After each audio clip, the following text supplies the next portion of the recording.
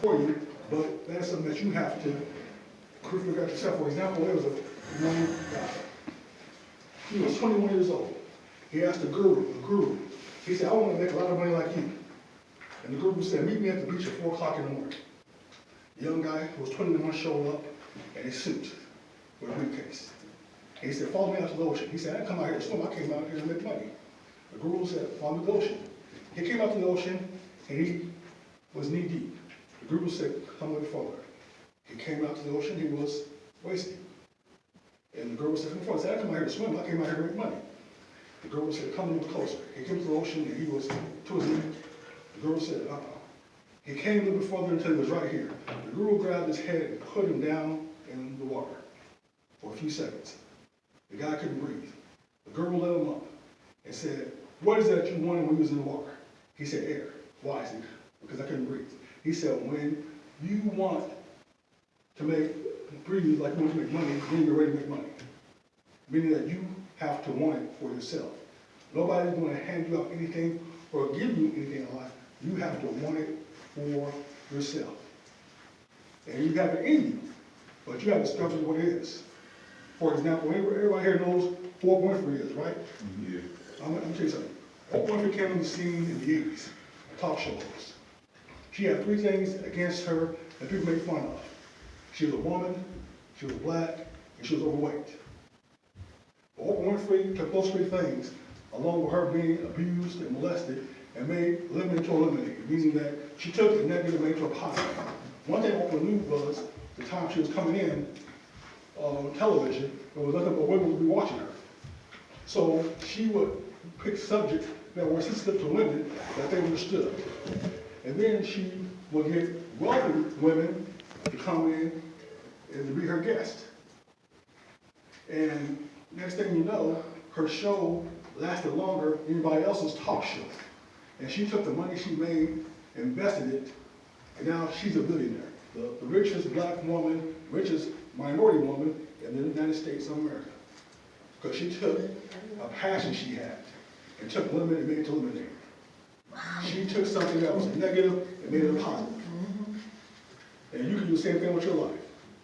If you buy into a lie, if people have told you in the past that you would ever want to amount to anything, you can be nothing, you can do nothing, you will do nothing.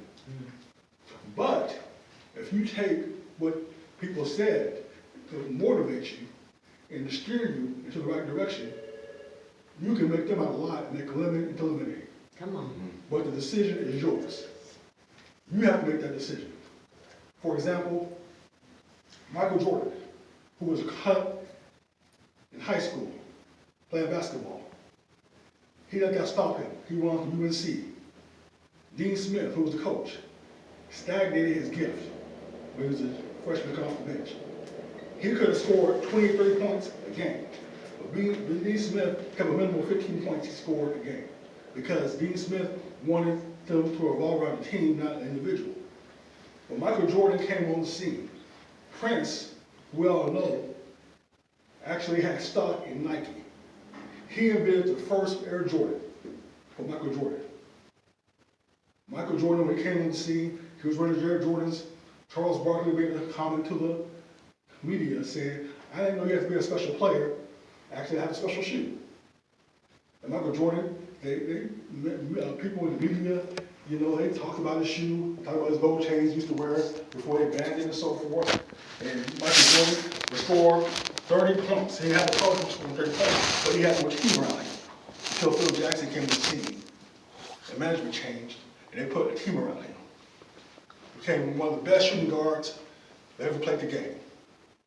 He took a negative and made it to a positive, and what happened in the past, he did not let that affect his future. Same thing with you guys. Whatever happened into your past, you can use it to motivate you and not allow it to affect your future. See what I'm saying? So you show me somebody actually what they're doing today, you will see their future for tomorrow. So therefore, you have to know what your niche is. Now, to give you an example of this, I love to write, but I just started writing books 3 years ago. I was always told I should write a book, but I didn't think nothing of it about writing and stuff. It was just a hobby. I started writing in 1985. I had a pen pal. And then I became good at it because there's guys I went to high school with that had girl problems, wanted me to write letters for them to the girl, they signed their name on it. I got so good, I started charging them $5 a letter. I was charging them $5, that was gets them out of it, so I was charging $5 a letter. I said, what's going on in the relationship? They would tell me, I write the letter and stuff, they put their name on it and so forth, everything was cool. When I went to college, I took a creative writing course. I had, in my opinion, the best teacher I had, which was, at first, we didn't get along at all. We bumped heads. I wanted to drop out of his class, but I didn't. He became the best teacher I ever had in my life because he taught me how to write outside the box. He was a creative writer. He would say things, what did the pink elephant say to the brown or to the yellow giraffe? Or what did the spider say to the dog? What kind of first conversation he had?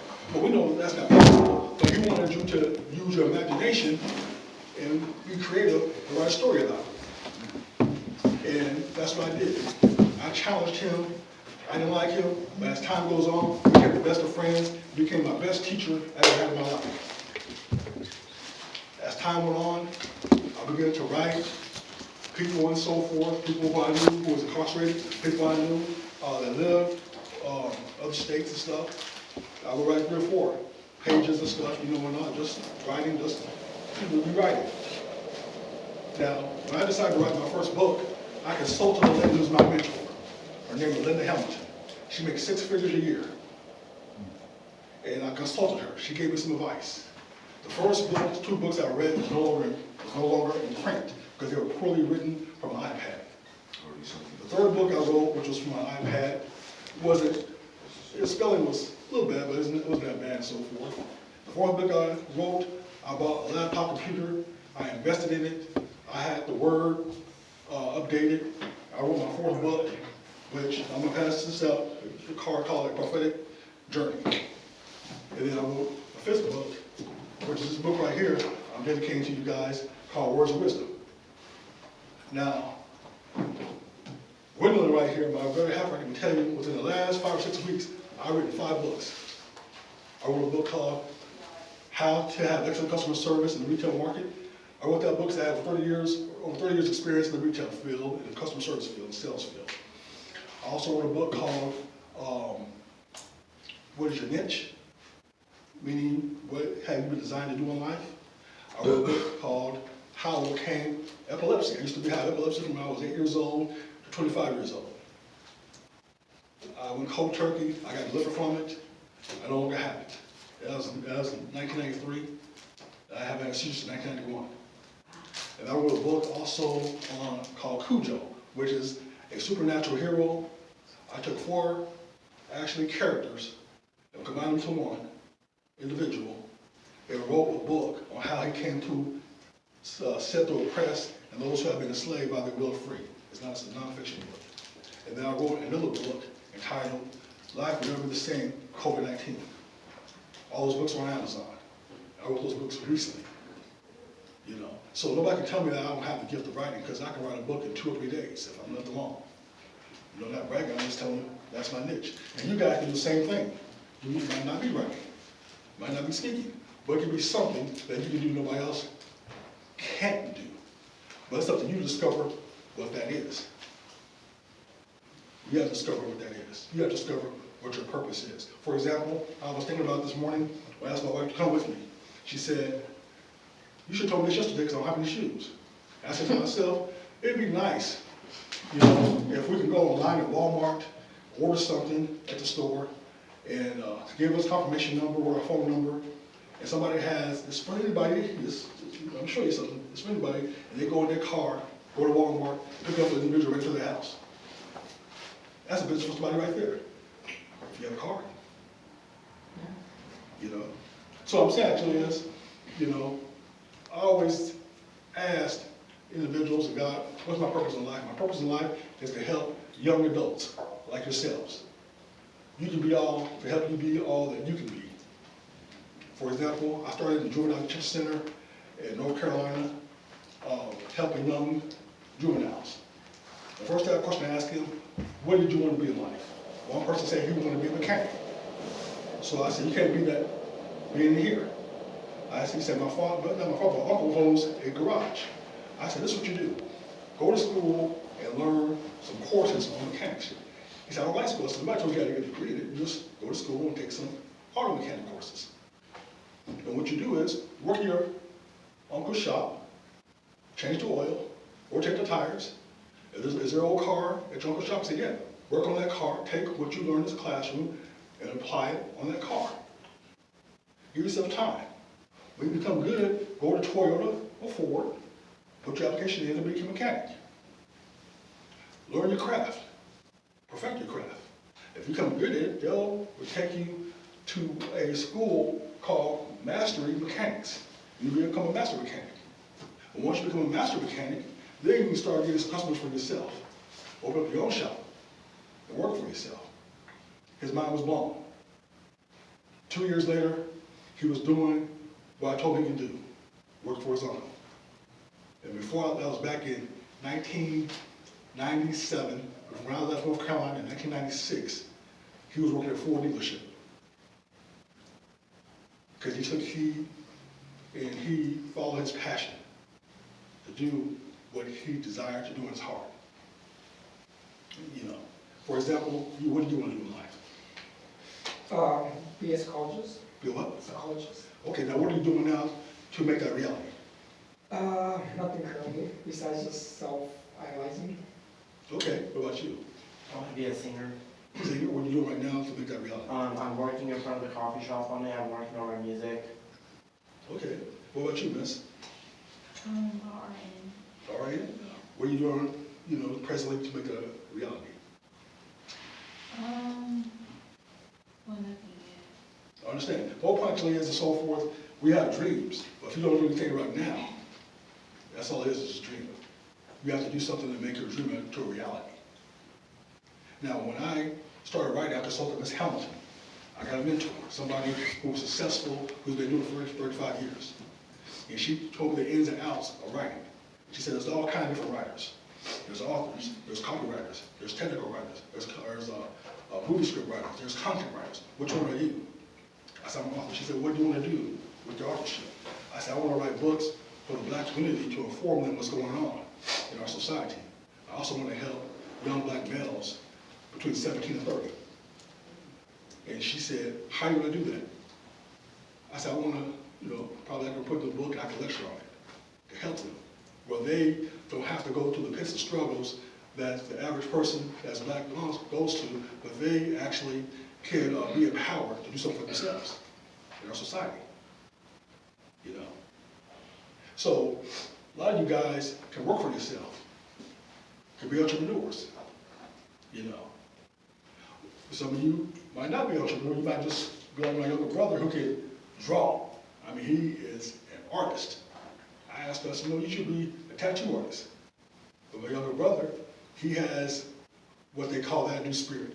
As long as he has a job, he has a roof over his head, got food, he's satisfied. That might be you. Nothing wrong with that.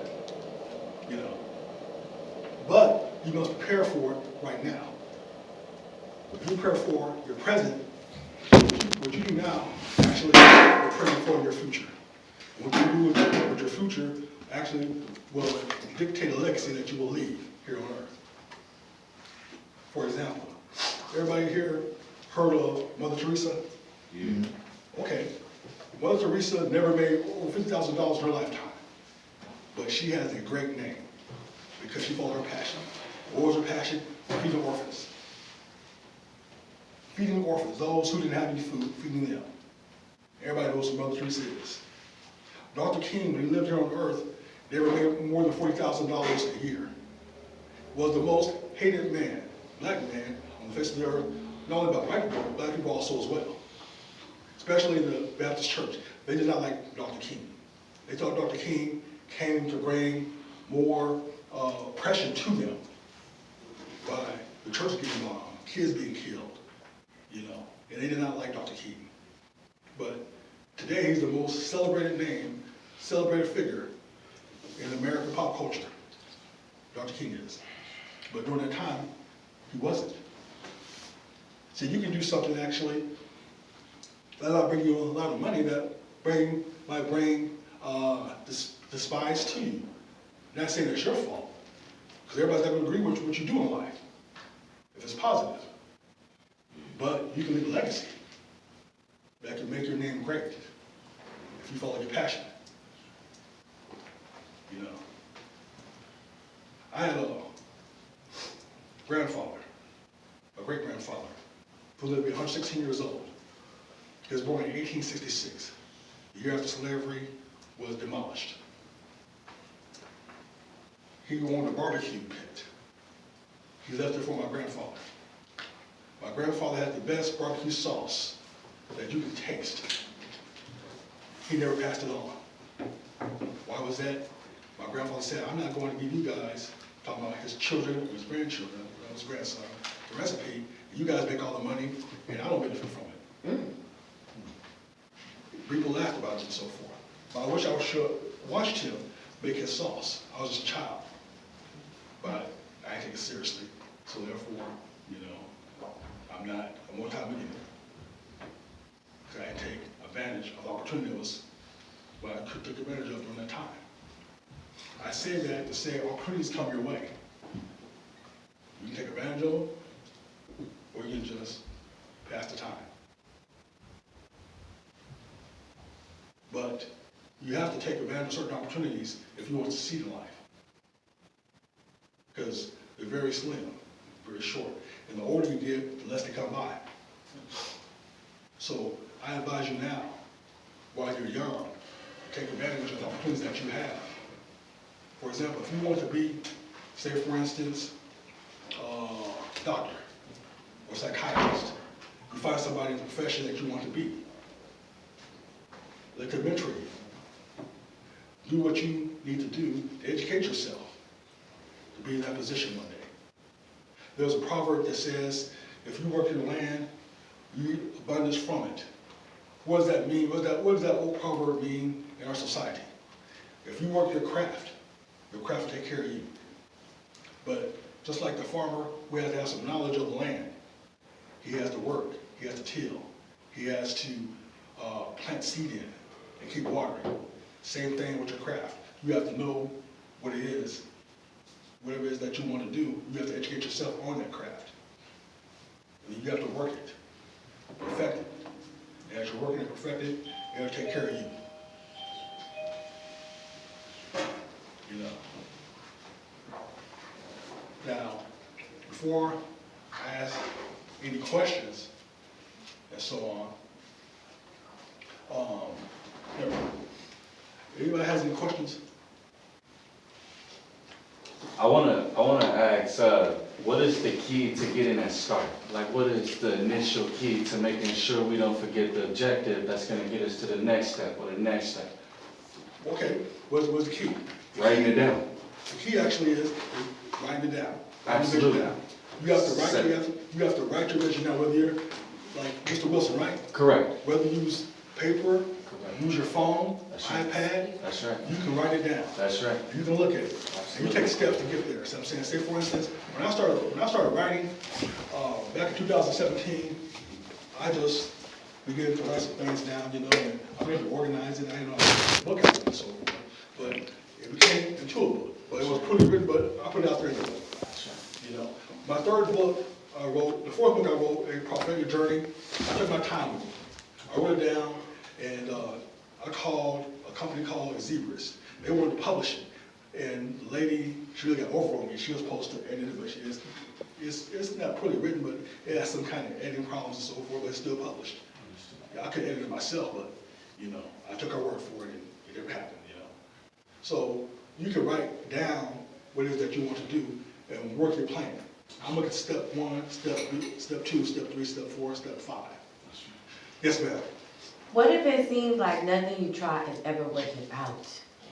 You're investing time, maybe even money, but trusting people. Like during those times when the books were not coming out the way you expected, how are you able to push on and keep trying anyway?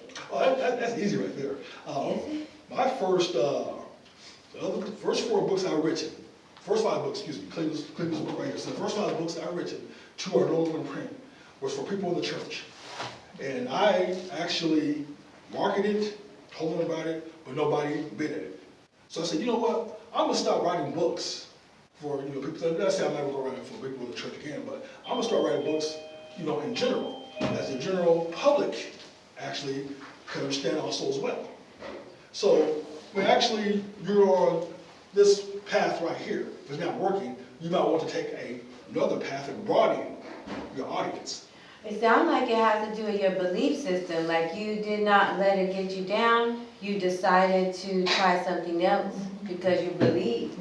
Yes, you have to believe in yourself. Because if you don't believe in yourself, nobody will believe in you.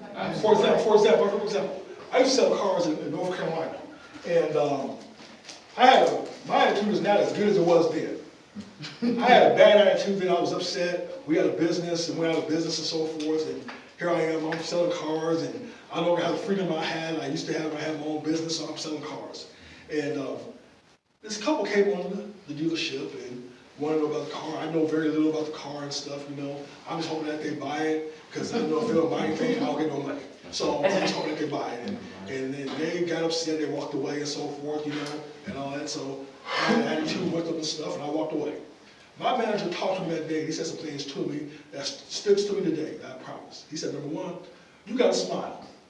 I was told this by a guy who was a mechanic of mine back in Los Angeles. You have to smile, number one. Number two, never have an attitude with anybody who has their paycheck in your back pocket. That's right. I never will forget that as long as I live.